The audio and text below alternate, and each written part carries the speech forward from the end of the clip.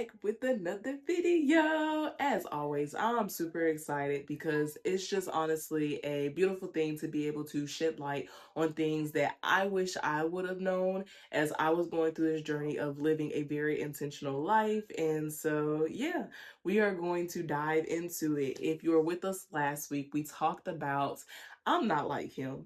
And oftentimes as daughters, we are looked at as the epitome of our fathers. And more so speaking about our earthly fathers, it can be hard because we don't want to be like them. There's some relationships that are strained. And so it's really hard to see God as a father when we look at our earthly relationships. But today we are going to dive a little bit deeper into what that even means and what that looks like. Tired, like bone dry tired. Always on the move, always handling something. You take care of everything and everyone. And somewhere in the middle of all of it, you catch yourself thinking, how much longer can I keep doing this? Even when you finally sit down, your body might stop, but your mind doesn't. The list keeps looping, the pressure doesn't really let up. It's not that you're failing. Instead, your body is telling you that it needs a reset. Imagine 4 days where you actually close the laptop, 4 days without rushing to the next thing, 4 days talking to women who get it, not because they need something from you, but because they see you. September 2026, the Very Intentional Mama presents the Take a Break Mama Retreat, a space for high capacity mamas to finally exhale, to feel the weight come off their shoulders, to breathe fresh air without watching the clock. Applications are open now through January 28th. Don't make yourself wait any longer to give your body and your spirit what they've been asking for. And so when we talk about being a daughter of God, oftentimes we think about the feeling, like the closeness, the intimacy, those things. But what if I told you that being a daughter of God is not about a feeling, but it starts with a position? And so we are going to dive into the definition of daughter.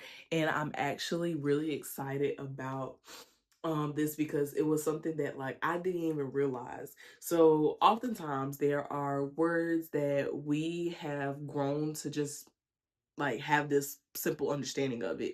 So like if I say that's a book, okay, it's something that has words in it. If I say that I am a mom, okay, that means that I have kids.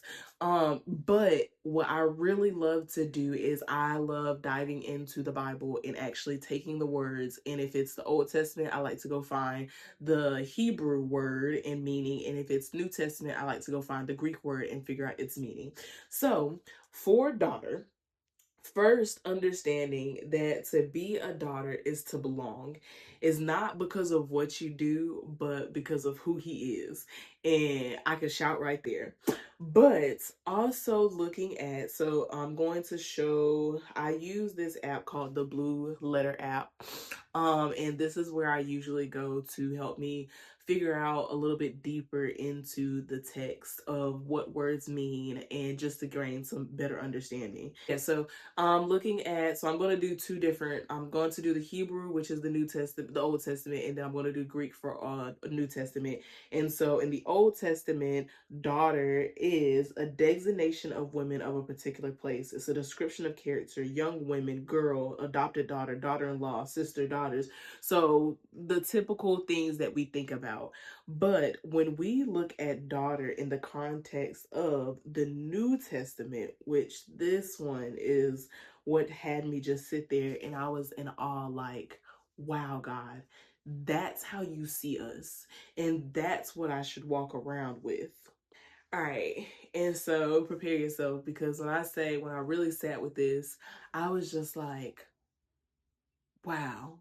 Like, it makes me think about soft girl era. We know that that's been like a big thing this last year, is I'm trying to be in my soft girl era. But no, like seriously, as daughters of God, we really can have a soft girl era, and we should have a soft girl era like every single day, regardless of what's going on in our lives. So, in the New Testament, daughter means a daughter of God, acceptable to God, rejoicing in God's peculiar care and protection. Rejoicing in his peculiar care and protection. So if we are rejoicing, first of all, that means that we are glad in the fact that we are in his care. And peculiar, it's this unusual care. Like, it's that care where when we sit and we think about things in the past and we're like, oh wow, God's hand was actually upon me in that situation, because honestly, this is how that should have gone. But it's understanding that we have this special care and protection from God, and we can rejoice every single day in knowing that we are his daughters. And so, daughter is access before agreement. It is belonging before behavior, and it is inheritance before maturity. No, you're not going to feel like a daughter, which we talked about in last week's video. You're not going to immediately feel like God is your father. But that's why we talk about it's not forcing it, it's recognizing where that resistance come from, learning what it actually means to be a daughter, and then moving forward into the next step so that we can actually see him as God and see ourselves as daughters. This is where many of us get stuck, because we're trying to feel like daughters before we believe that we are. And how can we believe that we are daughters if we don't know what it is or what it means to be a daughter? And something about earthly relationships is they're built on consistency. They're built on trust that happens over time. But kingdom daughterhood is built on covenant. Kingdom daughterhood is believing that regardless of what has happened, regardless of, even though, you know, we all fall short of the glory of God. There are some instances where it's like, dang, God, I really should have spent more time with you. But even when we don't spend that time with him, even when we don't sit still with him, even when we aren't obedient to him, there is covenant in place that says, even when you don't, you are still my daughter, and I am still going to care for you in a special way and protect you. And so the beautiful thing about it is that we don't earn access. Like, we don't have to do certain things in life to get this title of daughter. You just have to learn how to receive it. And like I shared, the distance doesn't disqualify you. You are still his daughter. He is still looking after you, even when you are separate from him. Now, I'm not going to get too deep into it because there are some instances where, yeah. But for if you are still working to seek him and sometimes you fall short, so like that distance doesn't disqualify you. Even whenever you feel far away from God, he is never far away from you. He is still right by your side. And so, with that, of course, we got some reflection questions because I want you, as always, to sit with what we've spoken about. Not only to just hear what I say, but to take it back to God and allow him to speak what he needs for you. Just ask him, when you call me your daughter, God, who do you see me as?